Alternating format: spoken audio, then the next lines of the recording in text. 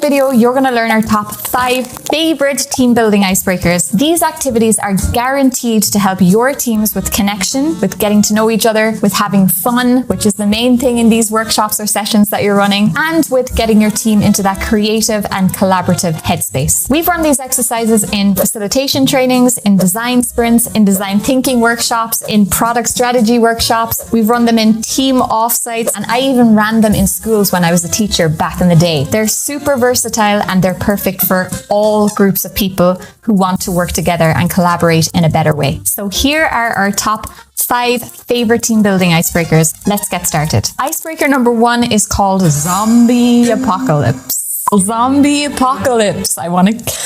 This icebreaker is really simple and it always, has people laugh. It's a really, really nice exercise to help people get to know each other, but it also gets people into that creative headspace that you want them to be in when they need to actually tackle big problems. So let me show you how to actually run it. First of all, how much time do you need? You need about 20 minutes on the timer. So 10 minutes preparation time and then 10 minutes for presentation. So the materials that people need, you don't really actually need anything but just a group of people. But if you want people to visualize some of their ideas, you can give them some paper and pens. So step number 1, divide everybody into teams of 3 to 4 people and you're going to announce the scenario. The scenario is a zombie apocalypse is going to happen in the next 20 minutes. Step number 2, announce the challenge. Each team has 10 minutes to decide what 3 items they're going to actually gather from the local shopping mall to help them survive this zombie apocalypse. Remind the teams to think strategically and creatively and to just think outside the box. Just think big. What items are going to help that team survive the longest? Step number 3, you're going to ask the teams to present and share what items they actually gathered. Have each team come up to the top of the room and explain exactly what 3 items they chose and why those 3 items are best for their survival. Once again, here you want to encourage them to be a bit silly, a bit fun, a bit playful. A raft, a machete, and rollerblades. A flamethrower, dry beans as our food source, protein, filling, fiber. Everything you need as you're running from the zombies. Then we went to crossbow and arrows because that's a renewable resource. You can continue to make arrows, but these guys haven't fired one yet. So we here at AJ and Smart use this particular exercise in our facilitation trainings, and we use this as an example of how an unstructured discussion might actually feel. So we give them the prompt, we get them involved in the icebreaker. The whole intention behind it is for them to have fun, but there's a secondary objective behind it.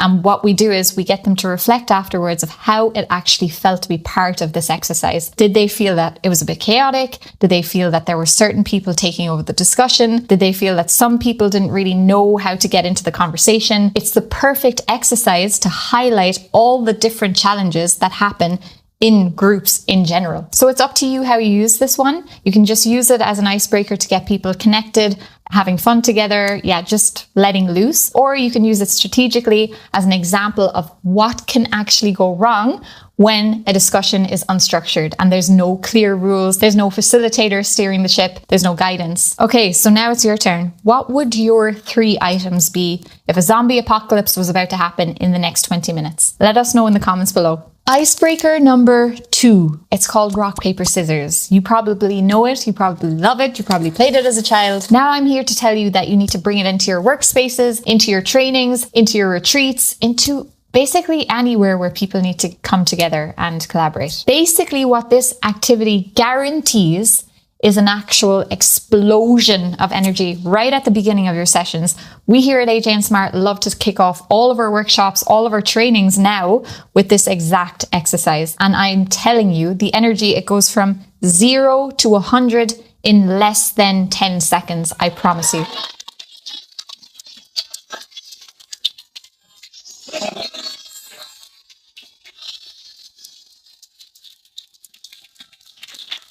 Let me show you how to actually run it. So how much time you need for this activity depends on the group size. So for example, we ran it recently with about 60 people and it took us about 10 minutes to do the whole thing in total. So you can use that as a rough guideline. What materials you need? Absolutely nothing except for your team and their enthusiasm and excitement and resistance at the very beginning, because nobody actually wants to get up and do it until they're in it.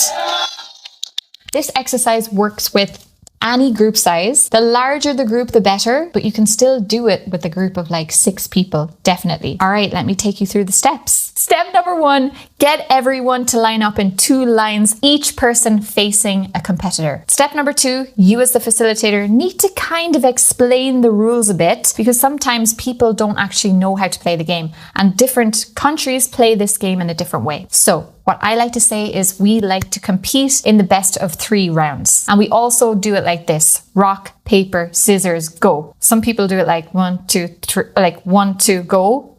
Confusing. So rock, paper, scissors, go. Step number 3, the winners of each round need to raise their hand and they look around the room and they need to find another person who has their hand up. That's going to be the person that they're competing against in this next round. The losers of each round have to become their biggest fan, cheering them on loudly. And by the way, as a facilitator, just tell people the louder the better. Just tell them to get the energy up and blow the roof off the place. And I'm telling you that it gets so loud, it's actually crazy. So yeah, be sure that you're in a place where the noise isn't going to peak.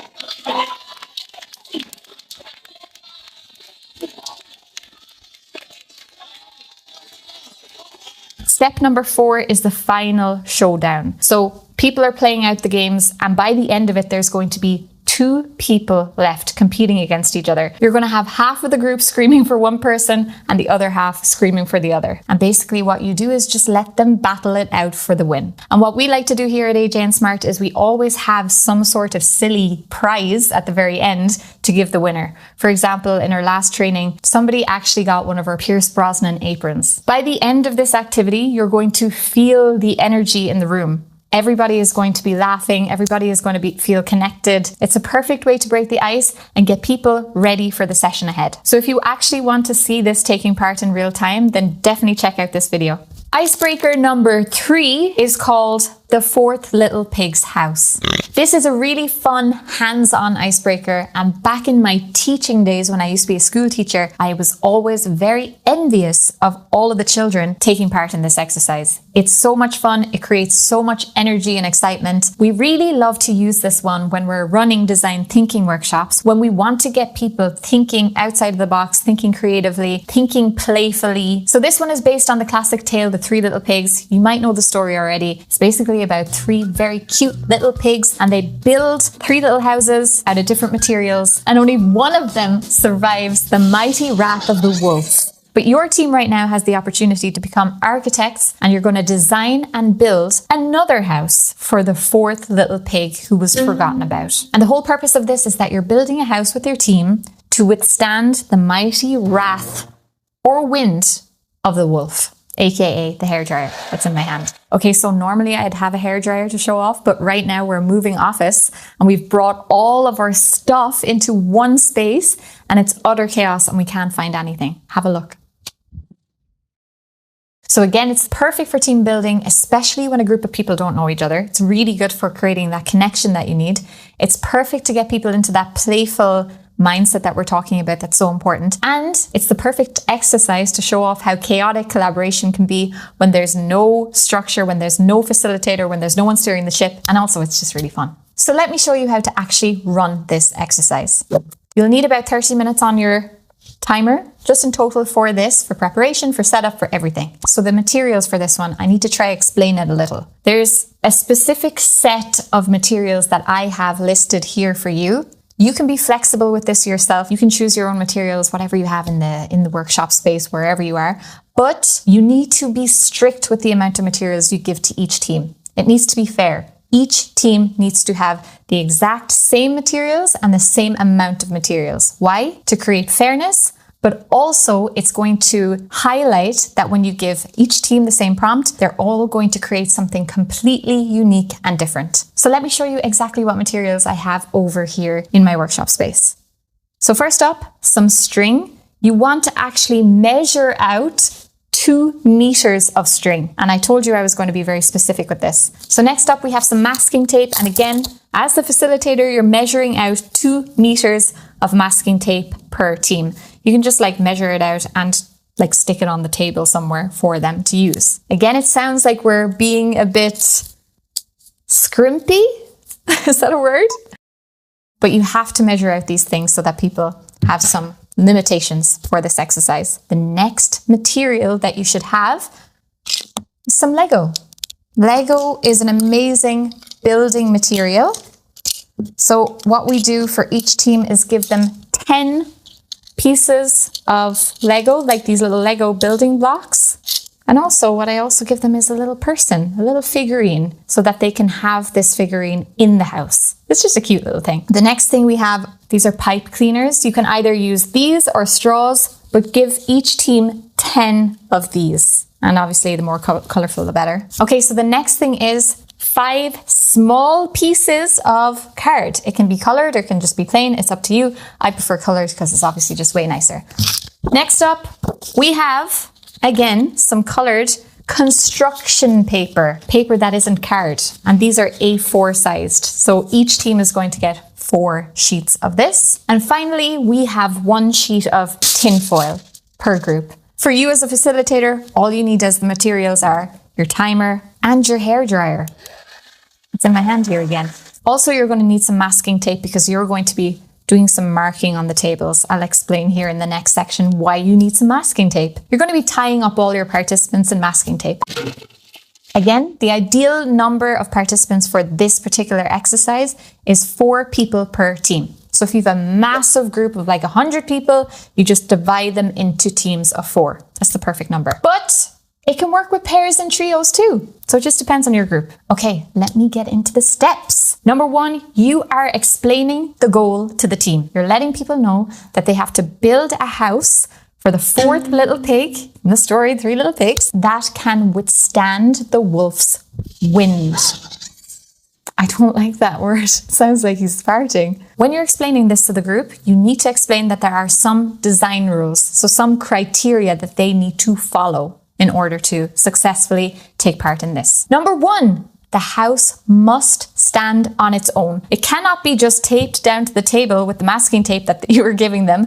It has to be sturdy, heavy enough to just stay on the table and stand on its own. Number 2, it needs to have 4 walls, a roof, and a door for your little pig to be able to go inside. So you can use your little Lego figurine as the pig. If you have a pig Lego, then obviously that's so much better. Step number 2, you're going to get them to build the house. Give each team 20 minutes. 20 minutes on the timer to build their house together. That's it. You don't give them any other rules. You as the facilitator can walk around and observe and check if everybody's doing okay, but that is all you need to do as the facilitator. They can kind of go at this any way they want. You don't need to give them any specific guidelines on how they approach this. The more open format, the better for this one. Okay, now to the actual fun part. Step number 3, this is where you're going to be testing the sturdiness of each house. You're going to, as the facilitator, mark the very end of the table like this. Can you see that? And that then is basically the starting line. So you're going to line up all of the houses behind the starting line and you're going to start testing them with your hairdryer. So you as the facilitator hold the hairdryer, that's the wolf, and you're going to blow each house and see if it can actually stay on the table, standing the same distance away from each house. So with the group that you're actually working with, you can, as a team, as a group, decide what distance you should actually start blowing the wind from. If a house blows off the table, the team is out. They're done. They lose. If a house stays standing, then they are winners. Are we ready? No! Okay, go.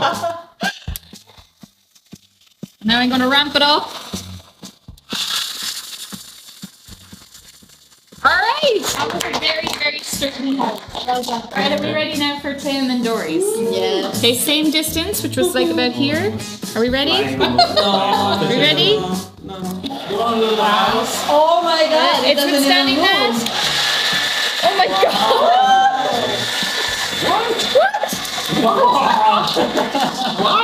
Oh my god, look! Oh, that's not good.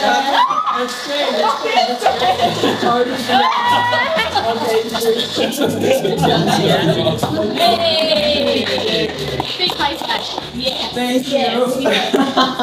The winners actually do get something. The winners get Workshopper Playbook, an amazing book about running workshops. Thank you. And also some honey, just for yourself. Oh, here you go. Used honey. It's used honey. It was on Jonathan earlier. Step number 4, this is your debrief session. So you as the facilitator, just around that table, you're going to talk about how the whole thing actually went. You're going to ask the teams to share what worked well, what didn't work well. If they were to do it again, what iterations would they actually make on the houses? The last step is very optional. Step number 5 is to vote. And this is just a really fun part. If you have a bit of extra time, you can let the group actually vote on the best design. And cheers and claps, so people who are clapping the loudest and cheering the loudest for each house, determines which house design actually wins. This is my absolute favorite icebreaker. I really, really love doing it. It's a great alternative to the marshmallow challenge. If you've heard that before, anybody watching this video, you probably have. It's chaotic, it's fun, and I guarantee it will have everyone laughing. Let me know if you've tried this before. I feel like I've created it. If you end up trying this one, please let me know in the comments because this one is near and dear to my heart. Okay, let's jump into the next one. Icebreaker number 4 is called Model Your Ideas with Lego. It's a mouthful. I know. If you think of a different name for us, please drop it in the comments below. Recently in our facilitation trainings, we've been actually experimenting with using Lego in our activities and our energizers. The exercise that I'm just about to show you is not exactly based on the Lego Serious Play methodology. It doesn't follow the same stages or anything. We're just really inspired by it and we're using it in our own trainings and just experimenting with using these bricks to help people actually collaborate better. All right, let's get started. This is how you run the exercise. You will need about 30 to 40 minutes in total, depending on the group size, depending on how deep you want to go into this exercise. But yeah, you need a good chunk of time to run this one because it's going to create so much connection, laughter. It's just amazing. Another thing that I absolutely love about this is that it helps participants express abstract ideas in a very tangible way. Sometimes it's very hard to actually articulate your ideas, and especially in a room full of people, using these Lego blocks to actually get your ideas out there and express your ideas in a tangible way can be really, really helpful and impactful. So for materials, all you need really is Lego. So each team is going to get a bowl of Lego. You don't need to actually measure out how many pieces each team has. You just need to make it look a bit even. I know that Lego Serious Play have these bags of Legos. In our case, we just have the classic Lego building blocks. We put everything into a big, huge box and then just share it out evenly between each group. So step number 1 is pose the question. You as the facilitator are going to pose a clear, open-ended question or a challenge related to the workshop or session's goal. This question is designed to encourage creativity and self-expression. You want people to really look inward, thinking deeply about the topic. In our last facilitation training, we had an orientation day. The whole purpose of that day was to build connections between the participants. So the question that we posed in this activity was, what does facilitation mean to you? But there can be loads of other topics. For example, if you're working with a team, maybe the topic is, what does success look like to you? Or what does collaboration mean to you? So step 2, this is something we like to do here at AJ and Smart because we're trying to get people practicing as facilitators, is each team chooses one person to be the facilitator of the activity. That person is basically just in charge of sequencing the discussions, just making sure that the discussions aren't derailing and going wild, and just keeping track of time as well. Just as a note, the facilitator who is assigned here is also taking part in the activity. They build their own model, they're taking part in every step, but they're just leading and guiding the team. Step number 3, individual build. This is where team members build their own individual model using their Lego bricks, which represents how they feel about the topic. So for example, what does facilitation mean to you? The individual is going to be building a little model that represents what facilitation actually means to them.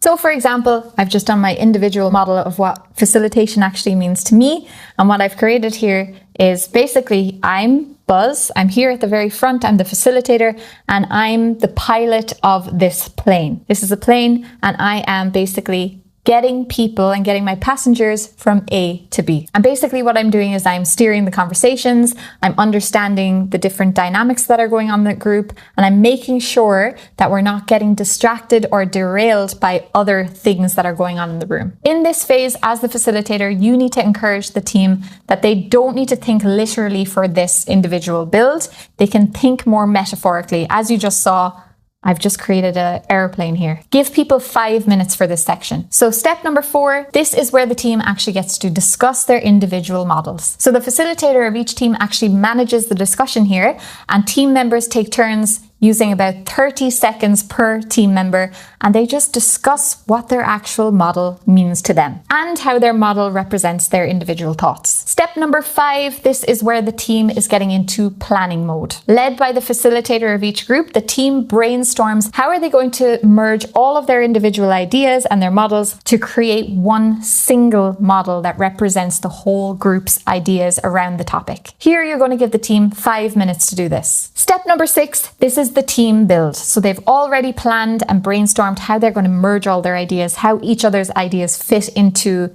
a single model. Now they're actually going to create that model. Give the team about 10 minutes here for this section. You can play around with this time depending on how much time you have in the session in general. This stage isn't just about grabbing your individual model and sticking it all together. This stage is about looking at other people's models, being inspired by them, adding things onto their own, taking things away, and making sure that it's one unified model that represents everybody's thoughts and ideas. Step number 7, the final step. This is where the teams actually get to present their builds to the whole entire group. Each group gets about 3 minutes to showcase their creation and explain exactly how it represents their understanding of the topic. The presentation format is entirely up to the group. They can have one person like the lead facilitator present it, or they can each present their own part of the model themselves. It's up to the group how they present it. Again, using Lego bricks, it's super flexible, it's really, really fun, and can be completely tailored to different session goals. Whether you're using it to form connections in a facilitation training, or whether you're actually defining team goals or team values, or generating ideas, it's an engaging and creative tool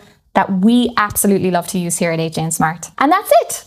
Let's move on to the next one. So icebreaker number 5 is called Hopes and Fears. And this is one of my favorite ways to kick off any workshop or any meeting, to set expectations right from the beginning. This is perfect as a team building icebreaker because it's going to get people opening up right at the beginning about their hopes and fears for the session. And this automatically helps people to understand each other a bit better. Okay, I'm going to do it differently this time. I'm going to teach you using my giant King flip chart. And if you know us, you know how much we love the King flip chart as our teaching tool. So the amount of time that you need for this exercise is, again, similar to all of our exercises today, about 10 to 15 minutes, depending on the group size. You need a whiteboard or a big space for you to place some sticky notes on. This can be in person or virtually. You need sticky notes. You need one of each color. We're going to do pink for hopes and blue for fears. I don't know why in my head blue is fear.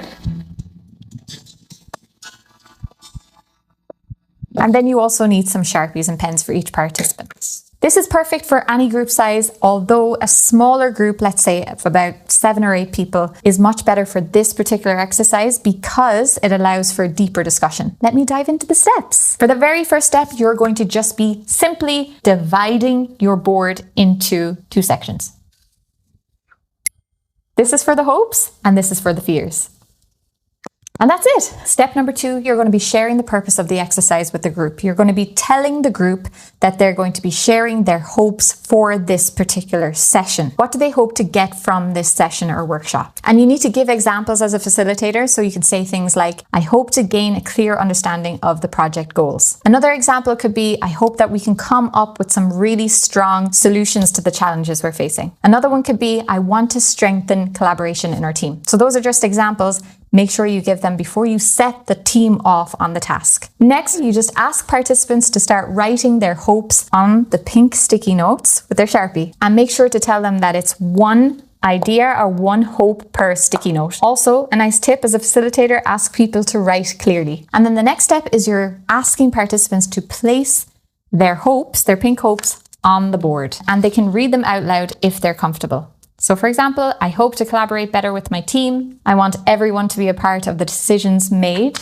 And I hope to gain an understanding of our project goals. So you get each team member to do that. If you have a really large group, maybe just encourage them to pick one out of their hopes and read that aloud rather than reading them all aloud. Step 4, you're just going to ask them to repeat the exact same process but with the fears. So you're asking them to write on the blue sticky notes and to write down the fears for the session or for the workshop that they're taking part in. Again, you as the facilitator need to give examples, clear examples, so that they know what a fear actually is. So I've written some here. First one, I'm afraid my ideas won't be taken seriously. I worry we'll leave without actionable outcomes. That's always a worry. I'm nervous about speaking in front of a group. They're just some examples, and then you set the group off on the task to write down their own fears. Again, same process. You ask people to come up. If people are comfortable to share their fears, they can share them out loud. If not, that's okay. They can just place them on the board. And by the end of it, you'll have a whole board of hopes and fears for the session. My favorite thing about this exercise is that right at the beginning, it allows people to actually express all of their feelings, get everything out, align their perspectives, and it helps them build trust with each other because they understand each other's viewpoints before diving into solving the challenge at hand. And that's Hopes and Fears. I hope you liked it. But that's not all. We have one more special surprise for you before we go, and it's a bonus icebreaker. This one is called Speed Networking, and I learned this one actually a few months ago when I took part in a Liberating Structures immersion workshop. You can also find this exercise in the book Liberating Structures. It's a really, really big book, but they also have a website called liberatingstructures.com. It's called Impromptu Networking in that we just decided to change the name because there's some adaptations as well of the exercise in our version of it. This is the perfect exercise to get people talking, connecting, especially if it's a group that don't know each other. If you want a group to get to know several different people in a very short amount of time, then this icebreaker is perfect for you. Let me show you how it actually works. The total time that you need for this exercise is roughly 10 to 15 minutes. It depends again on the group size. If you have a very large group, add another 5 minutes onto it, so it's 15 minutes. The materials you need is a timer. You want the whole entire group to be able to see the timer, and you as a facilitator need a timer yourself.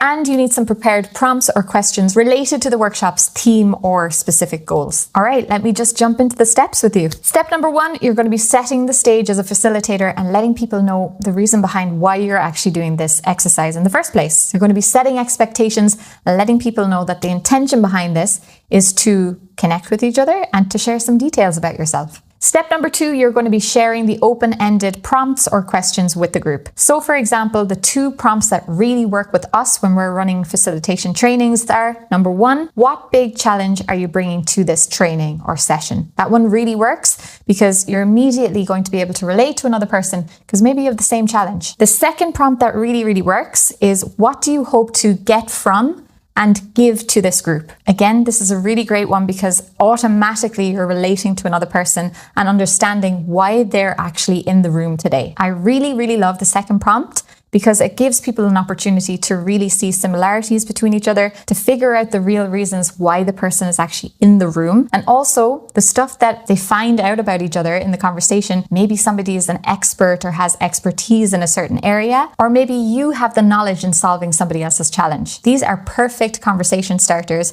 for you to continue building that relationship with the people in the room throughout the workshop or training. Step 3, you're going to ask everybody to stand up, spread out in the room, if you're doing this in person, and find a partner. Someone they don't already know if possible. If you're working with a group that don't know each other, then you as the facilitator, you're going to ask the participants to select who's going to be person A and person B. Step 4, person A has 1 minute to answer 2 of the prompts with their partner, while partner B just listens. And after 1 minute, they just switch roles. So step 5, once the timer is up, you're going to ask participants to rotate and find another new partner. You're going to repeat the process 2 to 3 more rounds with the same prompts. So step 6, you're going to invite a few volunteers to share some interesting insights that they learned throughout the whole exercise. This is a really nice part of the exercise because you're going to see how powerful that exercise was in such a short space of time, because you'll see all of these people making these connections, being like, oh, I just learned that this person is also interested in design thinking.